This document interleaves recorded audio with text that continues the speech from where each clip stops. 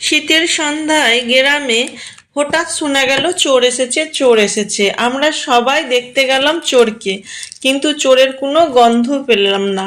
প্রতি বৎসরই এই কাণ্ডটা ঘটে। প্রতি বৎসরই সন্ধ্যা 7টা থেকে 8টার সময় একবার চেঁচিয়ে উঠবে, চোর এসেছে, চোর এসেছে। তারপর আমরা সব হারকিন লণ্ঠন নিয়ে বেরিয়ে পড়বো। কেউ টর্চ নিয়ে বেড়ায়।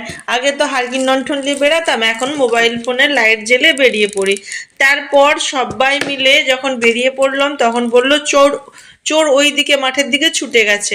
কত শয়ে শয়ে সবাই গ্রামের বেরিয়ে পড়েছে চোর ধরতে, কিন্তু চোরের কোনো নামগন্ধ নেই। এটা প্রতি বৎসরই ঘটে। এই বৎসরও ঘটলো, কিন্তু এই বৎসর একটা আলাদা ঘটনাই ঘটে গেল।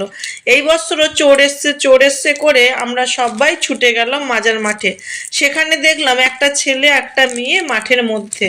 অত রাত্রে, সন্ধ্যা গ্রামে 8টা মানে অনেক রাত, কারণ আমাদের এখন তো 5:30টায় সন্ধ্যা হয়ে যায়।